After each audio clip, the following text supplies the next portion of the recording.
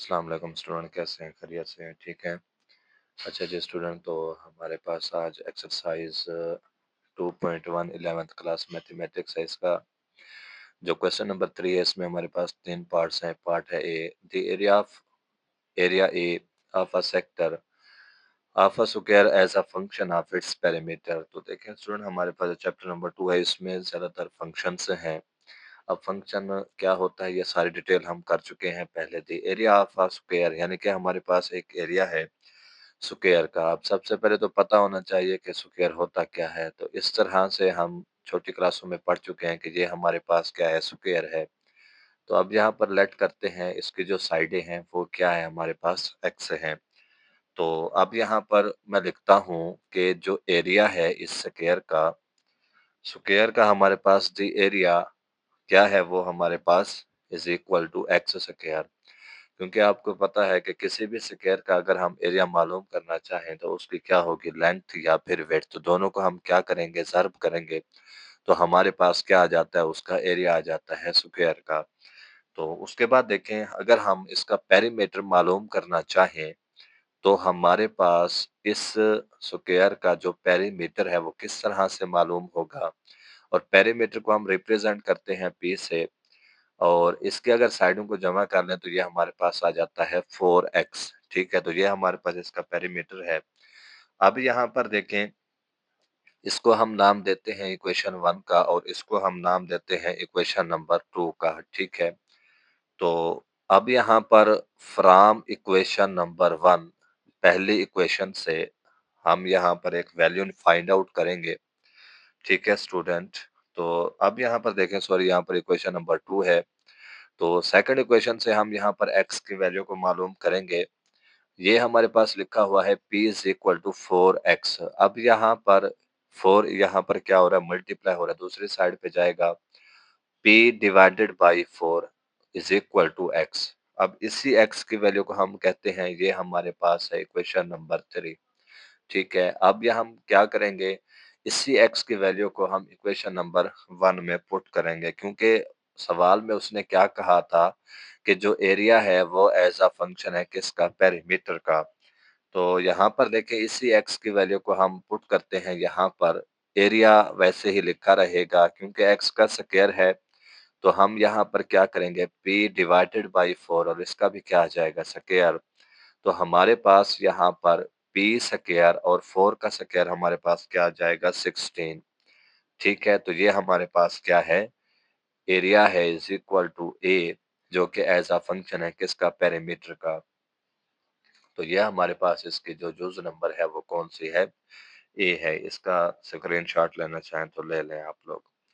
अब चलते हैं नेक्स्ट, इसी सवाल की सी जुज है हमारे पास। ठीक है, अब सी जुज में उसने कहा है circumference, the circumference of a circle as a function of its area. अब आपको सबसे पहले तो पता होना चाहिए कि सरकमफेरेंस क्या होता है एक एरिया का, इसका सर्कल का। ठीक है, यानी कि एक आपके पास गोल दायरा है, उसका जो सरकमफेरेंस है वो क्या होता है और किस तरह से रिप्रेजेंट करते हैं उसको, कैपिटल सी से, जो कि बराबर होता है आपके पास 2 पाई आर। ठीक है, इसको मैं इक्वेशन नंबर 1 का नाम देता हूँ।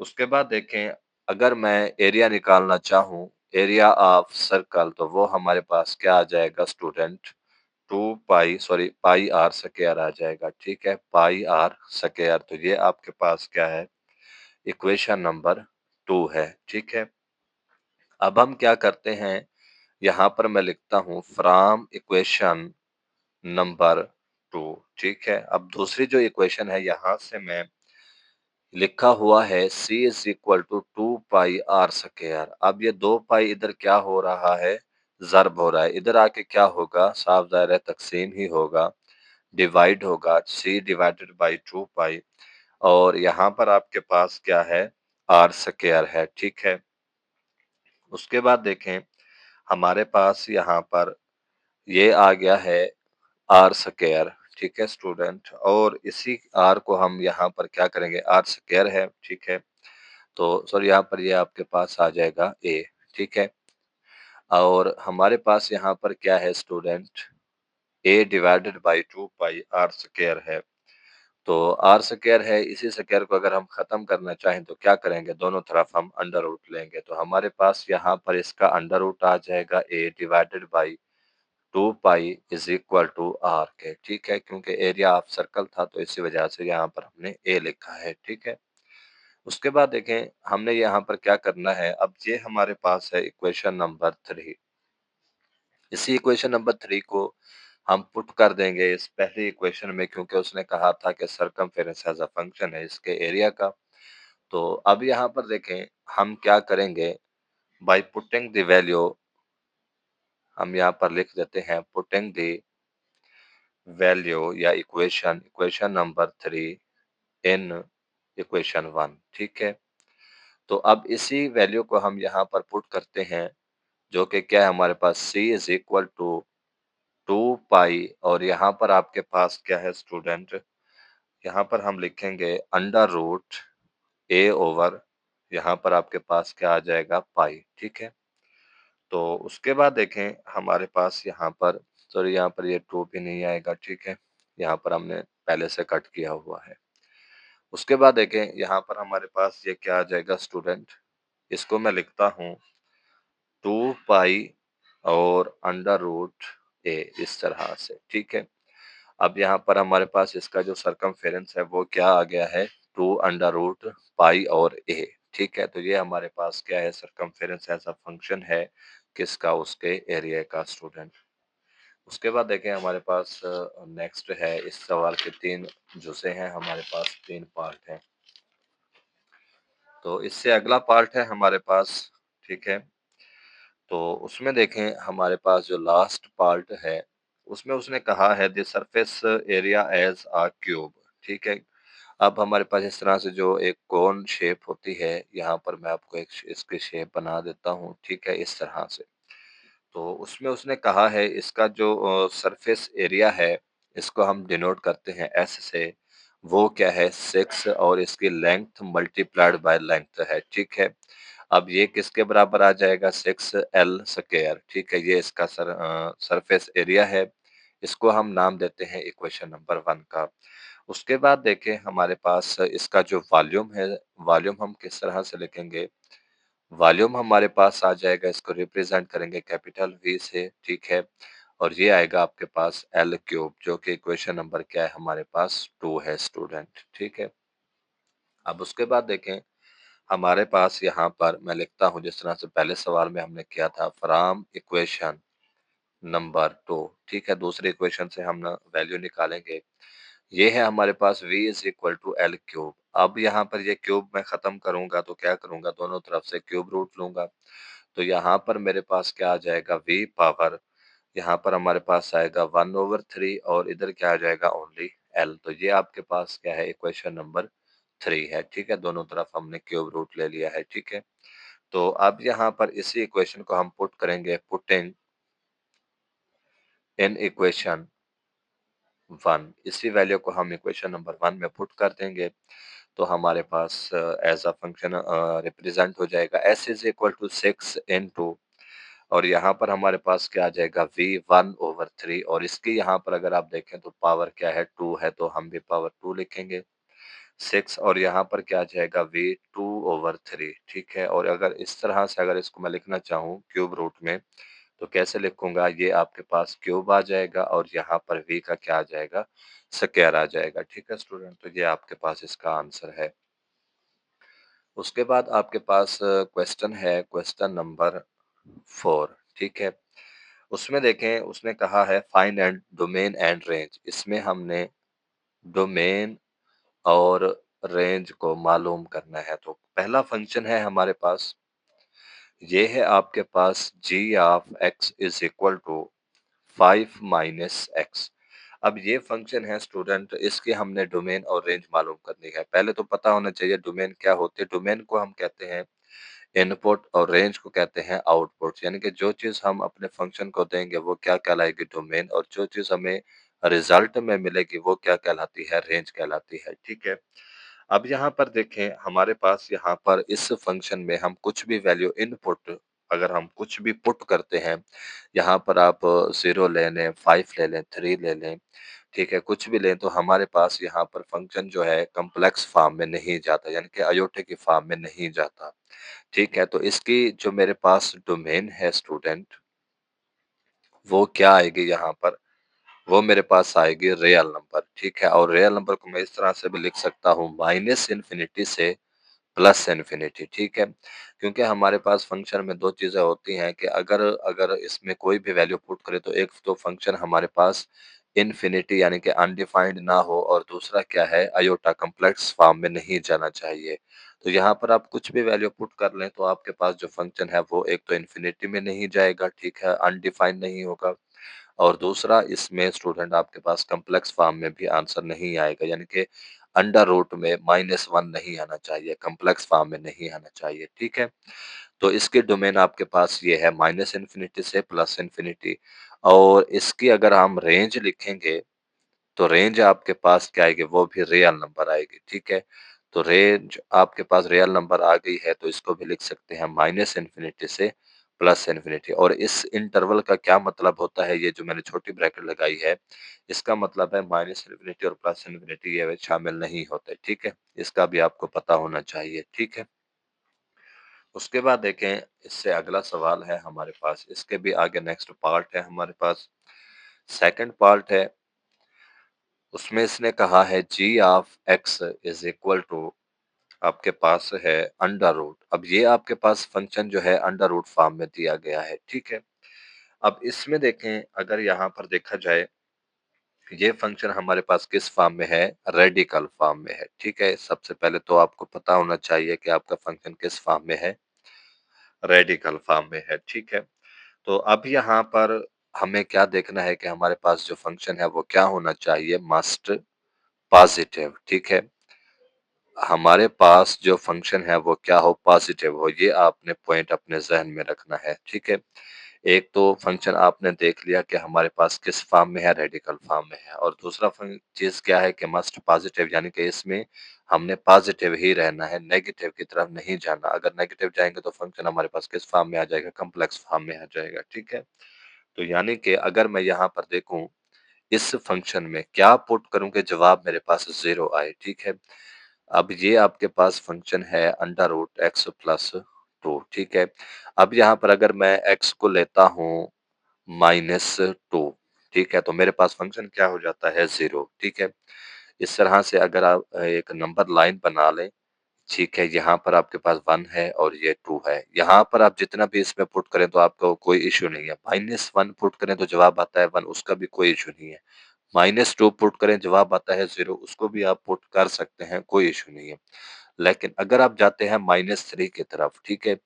तो वहाँ पर आपके पास ये अंडर रूट में -1 आता है, जो कि हमें वो नहीं चाहिए। तो हमने कहाँ तक रहना है, यहाँ तक, ठीक है?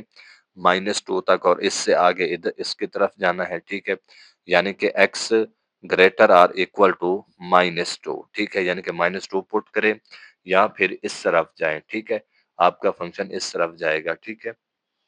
तो यहाँ पर आपके पास इसकी जो डोमेन बनेगी, डोमेन आपके पास क्या आ जाएगी, यहाँ पर आपके फंक्शन की domain of g of x यहाँ पर हम लिखेंगे कि -2 और यहाँ पर प्लस इन्फिनिटी, ठीक है? और इसकी रेंज हमारे पास स्टूडेंट क्या आएगी, रेंज आपको पता है आउटपुट होती है range of g of x is equal to यहाँ पर आपके पास इसकी जो रेंज आएगी, ये बॉक्स ब्रैकेट लगाएंगे, इधर हमारे पास इसका जवाब आया था 0 और ये आपके पास प्लस इन्फिनिटी, ठीक है? तो ये इसका आंसर है स्टूडेंट। तो उसके बाद देखें हमारे पास जो नेक्स्ट है, इसके थर्ड जो है g of x is equal to इसी थर्ड पार्ट है हमारे पास और ये है 6x प्लस 7 और दूसरा है हमारे पास 4 माइनस 3x, ठीक है? और इसमें यहाँ पर उसने कंडीशन दी है आपको ऑलरेडी कि x less or equal to -2 और दूसरी कंडीशन है x ग्रेटर देन -2 है, ठीक है? अब यहाँ पर आपके पास 2 फंक्शन है, ठीक है? अगर यहाँ पर आपके पास 6x प्लस 7 है, इसमें आप वैल्यू पुट करें तो हमारे पास यहाँ पर क्या आ जाता है स्टूडेंट, x की जगह पर हमने -2 पुट करना है, ठीक है? ये आपके पास फंक्शन है, इसको मैं नाम दे देता हूँ g ऑफ x का। अब यहाँ पर इसमें पुट करें g of -2 is equal to 6 into -2 plus 7, तो यहाँ पर आपके पास इसका जवाब क्या आएगा, -5, ठीक है? और दूसरा अगर आप अपने फंक्शन में यहाँ पर g ऑफ -3 पुट करें तो उसका जवाब आपके पास क्या आता है -11 ठीक है? तो यहाँ पर आपके पास इसकी जो रेंज आ रही है स्टूडेंट, रेंज आपके पास जो इस फंक्शन की बन रही है, वो क्या बनती है यहाँ पर, ये क्योंकि ये आपके पास फंक्शन क्या है पीस वाइज़ है, ठीक है? माइनस इन्फिनिटी से -5 ठीक है? यहाँ तक ये हमने बॉक्स ब्रैकेट की, ठीक है? उसके बाद देखें अगर हम इसको जो इनपुट देंगे स्टूडेंट वो हमारे पास इसकी इनपुट क्या थी? अगर क्योंकि डोमेन को हम क्या कहते हैं इनपुट कहते हैं, इनपुट हमारे पास थी -2 ठीक है? तो इनपुट हम किस तरह से लिखेंगे कि -2 ठीक है? और यहाँ पर हमारे पास क्या आएगा प्लस इन्फिनिटी ठीक है? उसके बाद देखें हमारे पास जो दूसरा फंक्शन है g of x is equal to 4 minus 3x ठीक है? तो यहाँ पर देखें हमारे पास इसमें कौन-कौन सी वैल्यूज़ हम पुट करेंगे अपने फंक्शन में सबसे पहले g ऑफ -2 पुट करेंगे 4 माइनस 3 इनटू -2 ठीक है? तो यहाँ पर हमारे पास इसका जो आंसर आएगा वो कितना आ जाएगा 10 आ जाएगा स्टूडेंट ठीक है? उसके बाद देखें हमारे पास नेक्स्ट इसमें हम क्या पुट करते हैं g ऑफ -1 पुट करते हैं, तो इसमें हमारे पास आंसर क्या आएगा 7 आएगा, ठीक है? तो अब इसमें देखें हमारे पास इसकी जो डोमेन है वो कौन-सी बनेगी और रेंज कौन-सी बनेगी, क्योंकि ये आपके पास जो फंक्शन है वो है पीस वाइज़ फंक्शन, ठीक है? ये आपने अपने ज़हन में रखना है। तो अब यहाँ पर देखें हमारे पास इसकी जो आउटपुट आई है दूसरे फंक्शन की वो क्या आई है स्टूडेंट माइनस इन्फिनिटी से ये आई है आपके पास 10 ठीक है? तो अब यहाँ पर देखें इसकी जो डोमेन बनेगी, डोमेन आपने लिख लेनी है। डोमेन आपके पास domain of g of x is equal to ये माइनस इन्फिनिटी से -2 जो कि हमने पुट की है u और यहाँ पर दूसरे फंक्शन की क्या आई थी -2 और प्लस इन्फिनिटी ठीक है? दोनों के हमने यूनियन लिखा है क्योंकि 2 फंक्शन थे। तो अगर इसको मैं कंबाइन करके लिखूँ माइनस इन्फिनिटी से प्लस इन्फिनिटी जो कि क्या है रियल नंबर है। और उसके बाद अगर हम रेंज की तरफ चलें तो रेंज हमारे पास इसकी क्या है कि g of x is equal to ये आपके पास माइनस इन्फिनिटी से -5 ये पहला फंक्शन और दूसरी की हमारे पास क्या थी, ये आउटपुट जो आई थी हमारे पास वो आई थी माइनस इन्फिनिटी से 10 ठीक है? तो इसको भी हम क्या लिखेंगे माइनस इन्फिनिटी और दूसरा क्या लिखेंगे 10 तो ये आपके पास क्या है इसकी रेंज है स्टूडेंट ठीक है? उसके बाद आपके पास इससे अगली जो से है अगला पार्ट है इसका चौथा पार्ट है, वो है आपके पास g of x is equal to ये x माइनस 5 और इसका मॉड है, ठीक है? अब इसमें देखिए हमारे पास जो फंक्शन है वो किस फॉर्म में दिया गया है आपको एब्सोल्यूट वैल्यू में, ठीक है स्टूडेंट? तो अब यहाँ पर हमारे पास इस फंक्शन की जो डोमेन आएगी वो हमारे पास क्या आ जाएगी क्योंकि इस फंक्शन में हम जो चीज़ पुट करेंगे वो पॉजिटिव में चेंज हो जाएगी क्योंकि यहाँ पर हमारे पास एब्सोल्यूट वैल्यू है। तो इसकी जो आपके पास डोमेन आएगी वो क्या आएगी वही रियल नंबर ही आएगी, ठीक है? ये आपने ज़हन में रखना है और दूसरा हमारे पास इसकी जो रेंज आएगी स्टूडेंट के हमारे पास जो फंक्शन है, वो कहाँ पर 0 हो रहा है, अगर इसमें 5 पुट करें, तो उसका आंसर क्या आता है 0 ठीक है? तो ये आपके पास इसकी क्या आ जाएगी रेंज। उसके बाद हम हमारे पास जो नेक्स्ट पार्ट है वो है पार्ट नंबर 5 उसमें देखें वो है आपके पास g of x is equal to x plus 2 divided by 3 minus x है स्टूडेंट, ठीक है? 3 माइनस एक्स अब ये आपके पास जो फंक्शन है क्वोशंट फॉर्म में है, इसमें हमारे पास इसकी जो डोमेन आएगी स्टूडेंट वो क्या आएगी domain of g of x is equal to real number except 3 ठीक है? अब ये 3 मैंने क्यों लिखा है क्योंकि यहाँ पर अगर 3 पुट करता हूँ, तो फंक्शन हमारे पास क्या हो जाता है स्टूडेंट अनडिफाइन हो जाएगा और दूसरा हमारे पास इसकी जो रेंज है, ठीक है? रेंज हमारे पास क्या आ जाएगी g of x is equal to वो आपके पास आएगी रियल नंबर एक्सेप्ट -1 ठीक है? तो ये आपके पास इसकी डोमेन और रेंज फाइंड आउट होगी, ठीक है स्टूडेंट? तो बाकी इंशाल्लाह क्वेश्चन जो है नेक्स्ट वीडियो में हम स्टार्ट करेंगे।